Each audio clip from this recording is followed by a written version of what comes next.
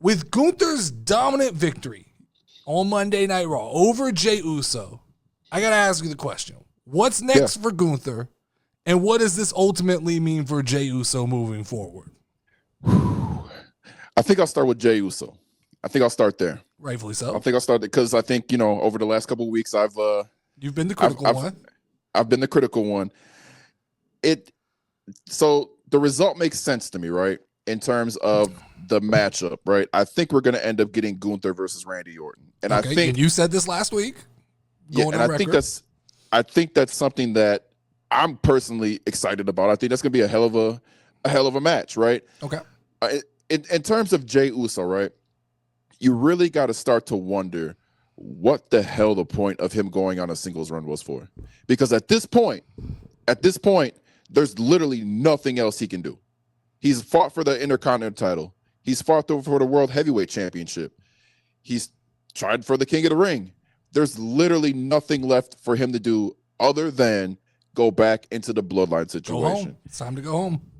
So it's like, was what was really the purpose of him going on a singles run? It obviously he got a little bit more popular, he got a little more mainstream. He's got the entrance, he's got the fan support. So, that's well and good. That's well and good. But I'm assuming that when he goes back to the bloodline, Roman's going to be the ringleader for that side, going against Solo, The Rock, and that side.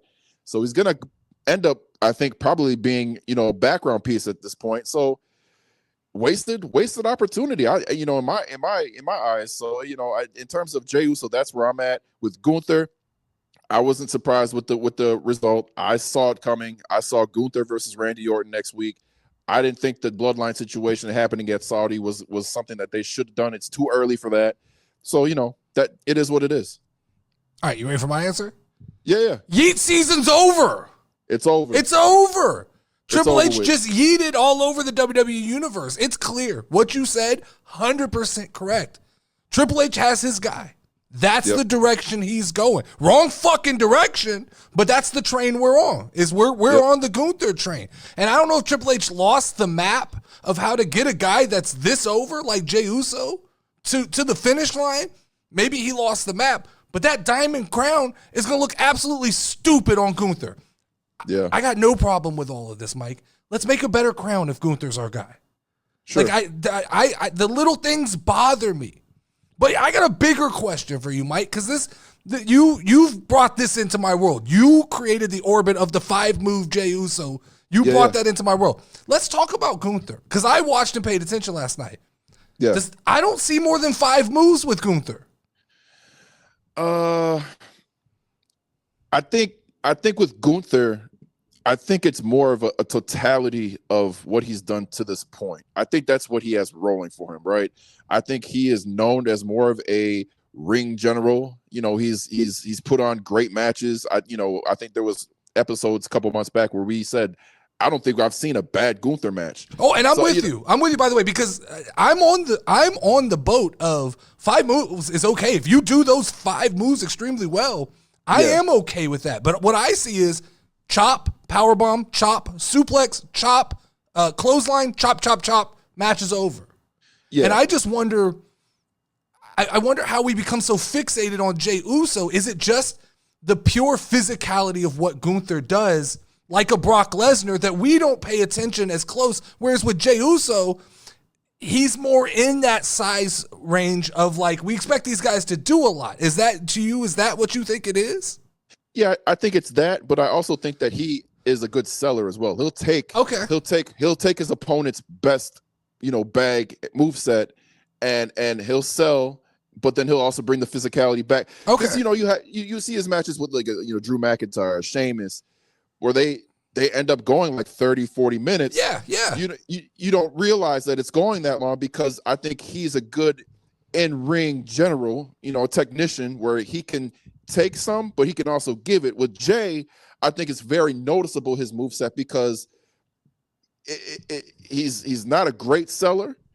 And I think with his matches, there's not a lot of storytelling as opposed to Gunther. I think with Gunther, there is some storytelling in the match. You know, there's some struggle. I can get behind that explanation much more than just the black and white 5-move thing. I can get behind, because there were points of that match yesterday when Jay was in a couple submissions. I was like, Jay, you gotta look like this hurts.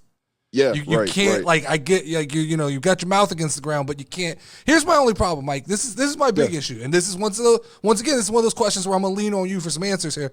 Yeah. Is like, y'all have helped me come around on Dragunov a little bit, but like still with Gunther, I see a guy with no personality. Ultimately, that's what I see. I get the physicality. I get that like he controls the ring, he does these things, but ultimately we did the real long Intercontinental title run. We've seen that. And now it feels like we're just going to transition into a 300+ day world championship run at some point. And I've got to see something a little different from Gunther. Because I'm going to tell you, on Monday Night Raw, we did this weird thing where he's walking down an empty arena and he looked like fucking Mr. Rogers to me. Like, that was not Gunther's best look. Gunther is, to me, the best when he is the anti-entertainment guy. This is wrestling. I don't do gimmicks. And to have him like in a fucking sweater walking down the stands, to me, was a little bit weird. Yeah, I think there's a couple pieces to this, right? I think one piece is that he's had Imperium, right? He's had a group to kind of lean on in the past, right? He's had some talking pieces, you know, Ludwig, you've seen him cut promos, you know, for Gunther, I think, at some point. Yeah. Oh yeah. I think with Gunther, he's more of like a continental, like, I almost think of him almost like a William Regal. Okay. Like that is kind of where they're going with it, right? Like he's kind of that European, like, I'm better than everybody. Yeah. I don't really need to have personality because, you know, my superiority is great.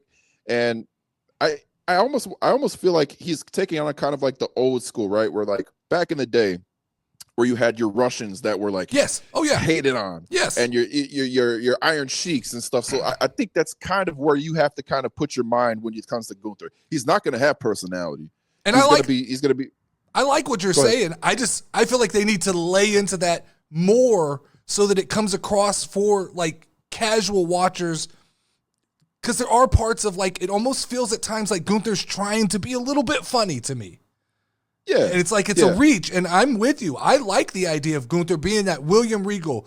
I'm better than you. I'm a better wrestler than you. It's the thing that kind of, it's what AEW tries to sell us all the time, that Gunther actually can sell. I am the best wrestler. I am a technician. I am one of the best at what I do. I just think I like the idea of like the Russian and the German and the like really laying into that. It doesn't have to be anti-American and things like that, but I like the very like patriotic country first. So I'm with you on that, and hopefully that's the direction they're going. I think I just get lost when he's wearing a sweater, walking in an empty arena, like doing his hands like, you know, almost to make fun of Jey Uso. It almost, I guess I didn't love that, like, in that promo, he's like, I respect you now, Jay. I wish it would have just been like, you're still a joke.